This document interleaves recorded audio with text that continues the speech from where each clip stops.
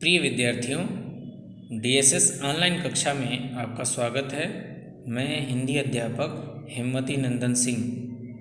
आज हम सभी हिंदी बसंत भाग 3 के अंतर्गत पाठ 12 सुदामा चरित नामक कविता का अध्ययन करेंगे, जिसके रचयिता या कवि हैं श्री नरोत्तम दास जी। इस पद या कविता की संदर्भ प्रसंग सहित व्याख्या करने से पहले मैं कवि का संक्षिप्त जीवन परिचय बताऊंगा, क्योंकि कवि के बारे में भी आपको जानना आवश्यक है। तो नरोत्तम दास जी का जन्म सन 1493 ईस्वी में अर्थात 1493 में सीतापुर जिले के वाड़ी नामक गांव में हुआ था। अर्थात नरोत्तम दास जी का जन्म कहाँ हुआ था? 1493 ईस्वी में उत्तर प्रदेश के सीतापुर जिले के वाड़ी नामक गांव में हुआ था। इनकी सबसे प्रसिद्ध जो रचना है, इनकी कृति है, या यूँ कह लें इनका रचित जो ग्रंथ है वो है सुदामा चरित, जो आपके पाठ्यक्रम में है। ये सुदामा चरित, और ये इनकी प्रसिद्ध रचना है जो ब्रज भाषा में लिखी गई है। उसी की कुछ पंक्तियां जो हैं आपके पाठ्यक्रम में दी गई हैं। सुदामा चरित से इनकी प्रसिद्धि हुई। इसके अतिरिक्त इन्होंने ध्रुव चरित भी नाम से भी इन्होंने ग्रंथ लिखा, जिसमें इन दोनों की बात करें तो इसमें सुदामा चरित अत्यंत प्रसिद्ध हुआ। अत्यंत प्रसिद्ध कृति इनकी है सुदामा चरित। और अंतोगत्वा 1582 ईस्वी में यानी 1582 में इनकी मृत्यु हो गई। अब आइए देखते हैं कि इसका संदर्भ क्या होगा। तो इसका संदर्भ हम ऐसे लिखेंगे: प्रस्तुत पद्यांश हमारी पाठ्य पुस्तक बसंत भाग 3 के पाठ 12 सुदामा चरित नामक कविता से अवतरित है या फिर लिया गया है। इसके रचयिता श्री नरोत्तम दास जी हैं। अब जो अगला चरण आता है वो है प्रसंग का। तो प्रसंग में, जैसा कि आप सभी जानते हैं, मैंने बताया भी है आपको कि प्रसंग में लिखा जाता है इन जो पंक्तियां हैं या जो पैराग्राफ है उसकी मुख्य आधार बिंदु क्या है, यानी किसको आधार बनाकर इस पंक्तियों की रचना की गई है या इस पंक्तियों को लिखा गया है। तो जो सुदामा चरित है, और ख़ासकर जो ये चारों पंक्तियां आप देख रहे हैं, इसमें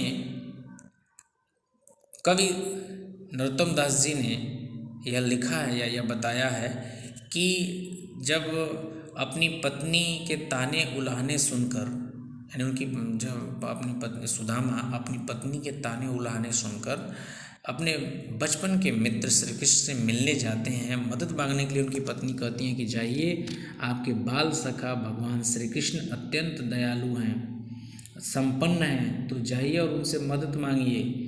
हम लोगों की स्थिति बहुत दयनीय हो चुकी है, बच्चे खाने बिना मर रहे हैं, हम लोगों को भी खाने के लिए अन्न नहीं है, तो क्यों नहीं आप जाते हैं उनसे कुछ मदद मांग लें, शायद वो आपकी कुछ मदद कर दें, जिससे हम इस भयावह परिस्थिति से थोड़े समय के लिए निपटारा पा लें या छुटकारा हो लें। नहीं, हमारी जो स्थिति है, दयनीय स्थिति है, इससे हम छुटकारा पा जाएं। तो अब देखिए जो इसकी व्याख्या, तो प्रसंग में आप ये लिखेंगे कि प्रस्तुत पंक्तियों में कवि नरोत्तम दास जी ने लिखा है या यह बताया है कि भगवान श्री कृष्ण के पास उनके मित्र, बचपन के उनके मित्र सुदामा जाते हैं, और जब वो महल के दरवाजे पर ही पहुंचते हैं तो द्वारपाल उन्हें रोक देते हैं और वो बताते हैं कि जाओ और जाइए आप और भगवान श्री कृष्ण से मेरे बारे में बताइए कि उनका बचपन का मित्र सुदामा आया है मिलने के लिए। तो द्वारपाल जो है भगवान श्री कृष्ण के पास जाता है और वहाँ वर्णन करता है इनकी वेशभूषा का, इनके कदकाठी का, इनकी दयनीय स्थिति का, किस तरह से उसके बारे में इन्होंने लिखा है। व्याख्या देखिए। शीस पगा न झगा तन में, प्रभु जाने को आहि बसे के ही ग्रामा। अब वो जो द्वारपाल है वो भगवान श्री कृष्ण के पास जाता है, सुदामा को वहीं दरवाजे पर रोक कर अपने जाता है, वहाँ स्वयं जाता है भगवान के पास और कहता है कि हे प्रभु, शीस पगा, शीस पगा यानी सर पर पग, शीस पगा न झगा तन में, यानी सर पर पगड़ी भी नहीं है और न झगा तन में और न ही शरीर पर कोई वस्त्र है। प्रभु, एक व्यक्ति जो है आपसे मिलने के लिए आया है जिसके सर पर न तो पगड़ी है और न ही शरीर पर वस्त्र है, जाने को आहि बसे के ही ग्रामा, और न जाने वह किस गांव का रहने वाला है, बसिंदा है या बसने वाला है, किस गांव का वह वासी है। अब उसकी स्थिति का वर्णन करते हुए लिखते हैं आगे देखिए कि धोती फटी सी लटी दुपटी, उसकी जो धोती है वो फटी हुई है, लटी दुपटी, और जो उसने दुपट्टा ओढ़ रखा है कंधे पर, ठीक है, वो भी मटमैला है, वो गंदा हो चुका है।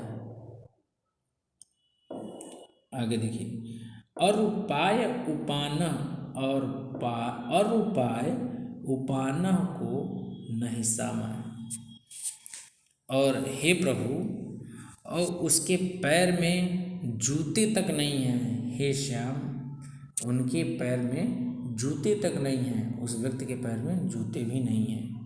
उपाना का मतलब होता है स्लीपर, जूता कह सकते हैं आप।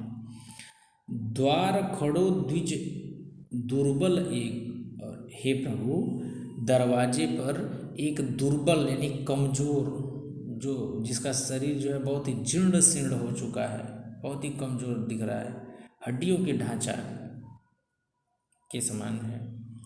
द्विज, द्विज का अर्थ होता है ब्राह्मण, और हे प्रभु, दरवाजे पर एक दुर्बल ब्राह्मण खड़ा है, रहयो चकिसो वसुधा अभिरामा, रहयो चकिसो और आश्चर्यचकित होकर क्या कर रहा है वो, वसुधा अभिरामा, कभी वो पृथ्वी को देखता है तो कभी भगवान श्री कृष्ण के आपके इस महल को देखकर वो आश्चर्यचकित होता है।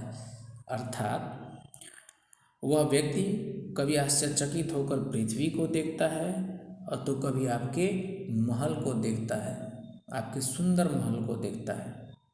अर्थात श्री कृष्ण ये सोचते हैं, सुदामा ये सोचते हैं कि मैं पृथ्वी पर हूँ या फिर कहीं स्वर्ग लोक में आ गया हूँ। इतना सुंदर महल देखकर वो आश्चर्यचकित हो जाते हैं।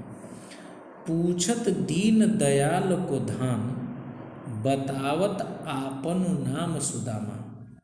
पूछत दीन दयाल को धाम, और हे प्रभु, वह आप अर्थात दीन दयाल, यहाँ दीन दयाल श्री कृष्ण, भगवान श्री कृष्ण को दीन दयाल कहा जाता है क्योंकि दीनों के प्रति दयालुता का भाव रखने वाले हैं भगवान श्री कृष्ण। तो वो द्वारपाल कहता है कि वह व्यक्ति जो है ये कह रहा है कि दीनों के प्रति दयालुता का भाव रखने वाले अर्थात दीन दयाल कहाँ रहते हैं, उनका स्थान कहाँ, उनका ठिकाना कहाँ है वो। बतावत आपनु नाम सुदामा, और वह व्यक्ति अपना नाम सुदामा बताता है। तो ये था जो पहला पद्य था या पहला जो पैराग्राफ था उसकी व्याख्या। उम्मीद है आपको अच्छे से समझ में आया होगा। अगर इसके बाद भी कहीं कोई भी दिक्कत हो, यद्यपि मैंने जो है काठिन्य निवारण कर दिया है जगह जगह कि किस शब्द का क्या अर्थ होगा, आपको समझने में बहुत आसानी होगी। इसके बाद भी आप पढ़िएगा इसे, जहाँ कहीं भी कोई भी दिक्कत हो शब्दार्थ से संबंधित या फिर इस वाक्य से संबंधित, तो आप निसंकोच भाव से पूछिए। फिर अब अगले क्लास में फिर अगली पंक्तियों का मैं व्याख्या करूँगा। आज के लिए बस इतना ही। धन्यवाद।